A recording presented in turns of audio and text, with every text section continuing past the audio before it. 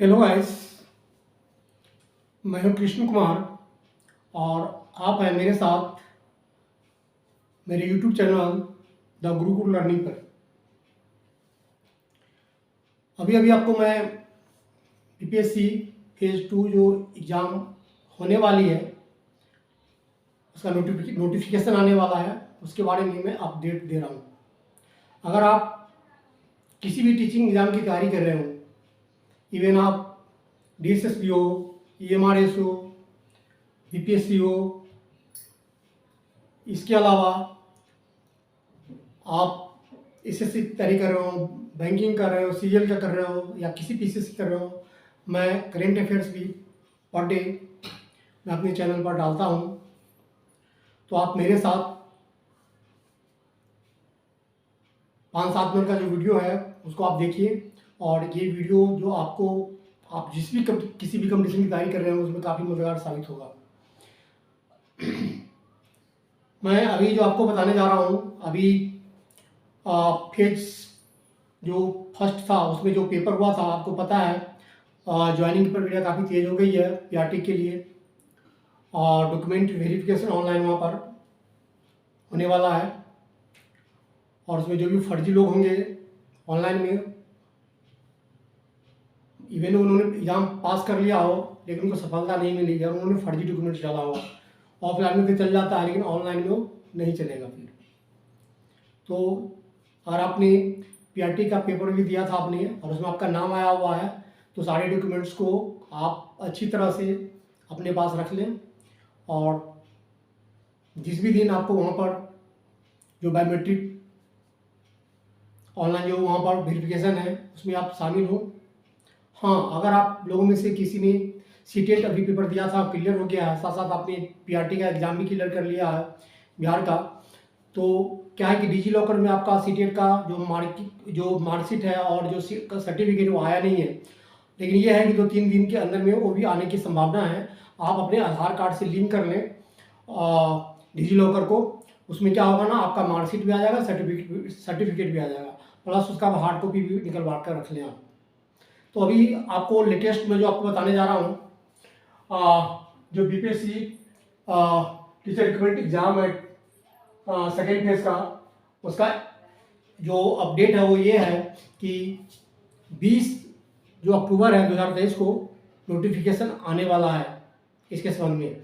उसमें और सारी बातें है, वो क्लियर होगा कि जो फर्स्ट में स्टेज में जो बच्चे पेपर दिए हैं, अगर उसमें कोई सीटें खाली रह गई है तो हो सकता है कि सरकारें उस खाली सीटों को इसमें फिर फिलअप करेगी, क्योंकि जो बीपीएससी के जो चेयरमैन है अतुल प्रसाद, उन्होंने कहा है कि 75% जो सीट है हम वहाँ से फिलअप करेंगे, और 25% अगर बच जाती है, क्योंकि बिहार में टेट तो होता नहीं है, 2017 में एक बार हुआ था और उसके बाद कभी हुआ नहीं, तो टेट क्वालिफाई करने वाले बच्चों की संख्या वहाँ पर कम थी, तो संभावना है कि वहाँ पर जो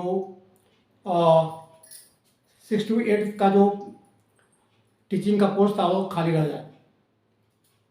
उससे टोटल जो सीट की संख्या है वहाँ पर आपको जो बता रहा हूँ, जो जो 6 से 8 क्लास के लिए है वो टोटल जो पोस्ट था 31,182 था, और जो 9th और 10th क्लास के लिए जो पोस्ट है जो होने वाली है उसमें 18,880 पोस्ट वैकेंट है, और 11th-12th के लिए जो पोस्ट है वो है 18,830 पोस्ट वैकेंट है।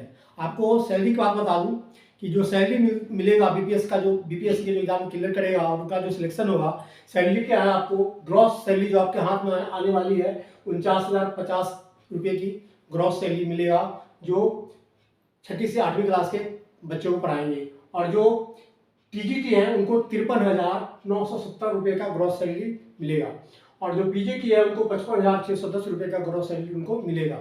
तो आप अपने परीक्षा की तैयारी अच्छी तरह से करें। अगर आप इस बार पेपर आप दिए हो उसमें सफलता नहीं मिली हुई हो, तो कहीं ना कहीं आप में आपकी जो तैयारी है उसमें कमी रह गई हो।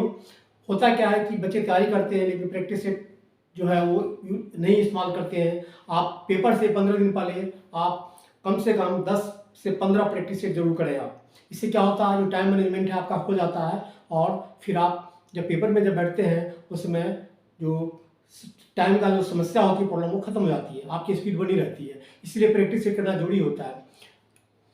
तो मैं आपको जो बताने जा रहा हूँ कि टोटल जो पोस्ट है करीब करीब 1 लाख प्लस है। क्यों? क्योंकि जो आपने पेपर दिया है उसमें भी कुछ सीट खाली रह गई है, तो हो सकता है कि इसमें वो चीज़ आ जाए। और जो इसमें जो बीपीएससी जो चयन आयोग है, तो इसमें है क्या, जो जनरल जो बच्चे हैं 120 नंबर का पेपर है, और 120 नंबर का जो पेपर है उसमें आपको जो 80 मार्क्स जो है आपको सब्जेक्ट से रहेगा, और 40 जो मार्क्स है वो जनरल स्टडीज है। तो जनरल स्टडीज में क्या है कि हिंदी है, इंग्लिश है, रीजनिंग है, मैथ है और जनरल अवेयरनेस है, और टाइम 2 घंटा है, कोई नेगेटिव मार्किंग नहीं है। और 80 नंबर का आपका सब्जेक्ट से है, जो भी सब्जेक्ट आपने रखा हो ग्रेजुएशन में उससे है आपका 80 नंबर का। तो मिनिमम क्राइटेरिया है जो जनरल का है, आपको 8 मार्क्स लाने हैं। अगर आप 120 में आपका 48 नंबर नहीं आता है, अगर जनरल कैटेगरी के हैं, तो सीधे इवन आप वैकेंट रह जाएगी, लेकिन उसमें भरा नहीं रहेगा, क्योंकि ये किसी भी आयोग का, चाहे आप डीएसएस में हो, केवीएस में रूल होता है, मिनिमम जो मार्क्स है वो आपको क्वालिफाई करना पड़ता है। अगर नहीं क्वालिफाई कोई लड़का नहीं आता है उसमें, तो सीटें वैकेंट रह जाती है। उसके लिए आप ओबीसी का जो है 44 मार्क्स है, और एससी एसटी और फीमेल के लिए 38 मार्क्स है। ये मिनिमम क्राइटेरिया है कि इतना आपको 120 में से इतना मिनिमम लाने हैं। हालांकि इस पर मेरिट नहीं जाती है, मेरिट इस पर हाई जाएगा, लेकिन इतना तो लाने मिनिमम आपको। अगर ये नहीं आता है तो समझो कि आप यानी तो आप क्वालिफाई नहीं करते हैं आप। मैं आपको जो बताने जा रहा था, जो 6वीं से 8वीं के जो टीचर हैं उनके लिए क्या है, कोई सब्जेक्ट का कॉम्बिनेशन नहीं है। उसमें क्या है कि ग्रेजुएशन होना चाहिए प्लस बीएड होना चाहिए, या आपने डीएड भी किया हो ग्रेजुएशन के बाद वो भी चल जाएगा, और सीटीएट पेपर फर्स्ट या जो बिहार टेट पेपर फर्स्ट आपने क्लियर किया हो। तो सब्जेक्ट का कोई कॉम्बिनेशन नहीं है 6वीं 7वीं के लिए। उसमें ग्रेजुएशन में आप जो 3 साल का ग्रेजुएशन होता है उसमें आपने कोई भी आर्ट्स में हो तो आर्ट्स में कोई 2 सब्जेक्ट का आपने ले लिया हो, और 2 सब्जेक्ट आपने 2 साल पढ़ा हो कम से कम, फिर आप इसमें आवेदन भर सकते हैं।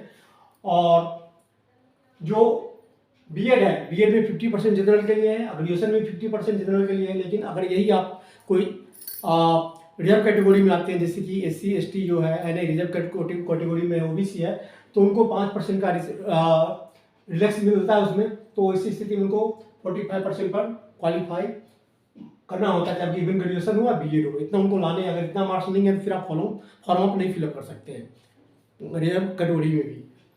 और साइंस से अगर आप भरते हैं तो साइंस में भी जैसे आप पीसीएम होता है, फिजिक्स केमिस्ट्री मैथ होता है, तो कई बच्चे क्या होते हैं, मैथ ले लेते हैं, फिर एक फिजिक्स ले लिया, और ये 2 सब्जेक्ट है, आपने 2 साल पढ़ा हुआ है तो फॉर्म फिलअप कर सकते हैं। या आर्ट्स में कोई है तो क्या, जैसे कई बच्चे ऐसे होते हैं कि इकोनॉमिक्स ले लिया या हिस्ट्री ले लिया, तो कोई 2 सब्जेक्ट है आपने ग्रेजुएशन में पढ़ रखा है आपने 2 साल, तो आप फिर फॉर्म फिलअप कर सकते हैं आप।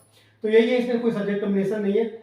और बस ये है कि बीएड आपका हो, बीएड क्वालिफाई हो, और सीटीएट जो है इसमें इसके लिए स्टेट के लिए आपको पेपर फर्स्ट ही है। लेकिन जब 9वीं 10वीं का देते हैं, 9th 10th के लिए देते हैं, उसमें क्या है कि आपको ग्रेजुएशन होना चाहिए plus BEd plus CTET paper second और बीटेड पेपर सेकेंड, दोनों में से कोई एक होना चाहिए। इसमें भी सेम है कि बीएड में 50% नंबर जनरल वालों के लिए है, और एससी एसटी और जो ओबीसी के लिए उसमें 5% रिलैक्सेशन मिलता है उन लोगों को। और ग्रेजुएशन में भी सेम है उनको कि ग्रेजुएशन में भी जनरल है तो आपको 50% मिनिमम है तो आप अप्लाई कर सकते हैं, और नहीं तो एससी एसटी और ओबीसी कोई कैंडिडेट का 5% रिलैक्सेशन मिलेगा, तो इसमें आपको 45% पर आप अप्लाई कर सकते हैं। हाँ, इसमें भी क्या है, जो सब्जेक्ट कॉम्बिनेशन इसमें भी सेम है।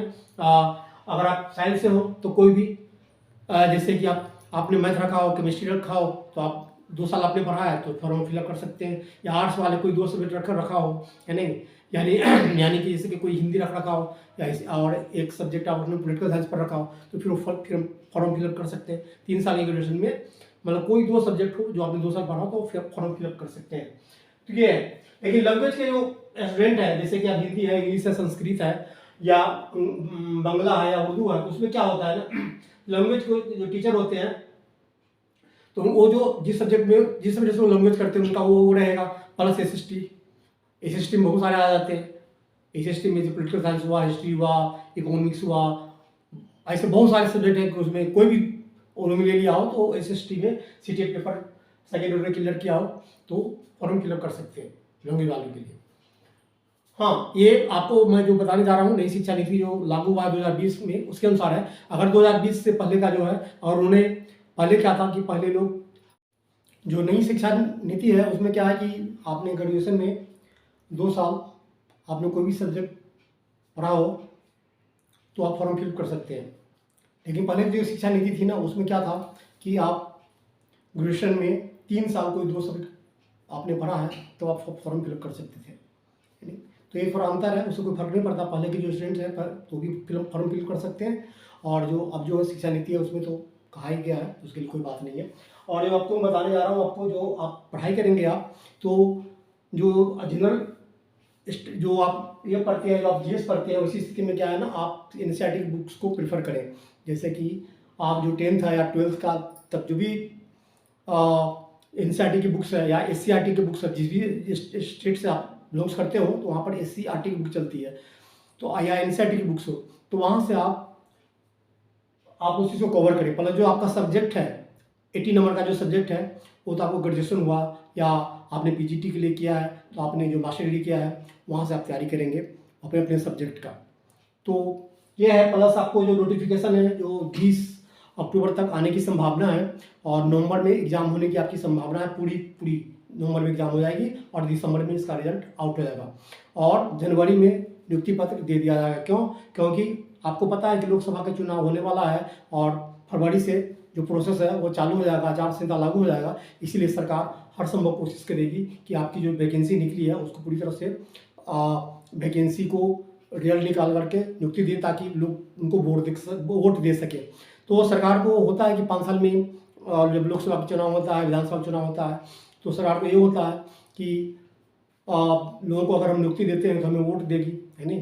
तो इस बहाने ही सही, लेकिन आप लोगों को जॉब अगर मिल जाती है तो अच्छी बात है। आप थोड़ा मेहनत कर लो, और अगर आपने इससे पहले वाला पेपर आपने दिया है, आपने उसमें क्वालिफाई नहीं किया है तो कोई बात नहीं, इस बार आप पूरा तन मन सब तैयारी करो और मन लाकर आप पढ़ो। और हमारे साथ जो आप मेरा करेंट अफेयर आता है, रोज़ मैं एक करेंट अफेयर डालता हूँ, उसमें आप 5-7 मिनट का करेंट अफेयर्स होता है, उसको आप इवन आप किसी प्लेटफॉर्म से आप तैयारी कर रहे हो उसके लिए कोई बात नहीं है, लेकिन आप मेरा भी करेंट अफेयर आप देते हो तो आप देखो मैं टॉप का जो करेंट अफेयर्स है वो लाता हूँ। उस किसी भी जैसे कम्पिटिटिव जा रहे हैं, इवन आप पीसीएस हो किसी भी स्टेट का, या एसएससी हो, सीजीएल हो, बैंकिंग हो, तो आप उसमें आप करेंट अफेयर का इस्तेमाल कर सकते हैं। अगर आपको लगता है कि जो मैंने आपको बात पहुंचाई है वो आपको दिल को छूती है, तो हमारा जो चैनल है द गुरुकुल लर्निंग उसको आप सब्सक्राइब करें, लाइक करें और दोस्तों के साथ शेयर करें। Thanks for watching.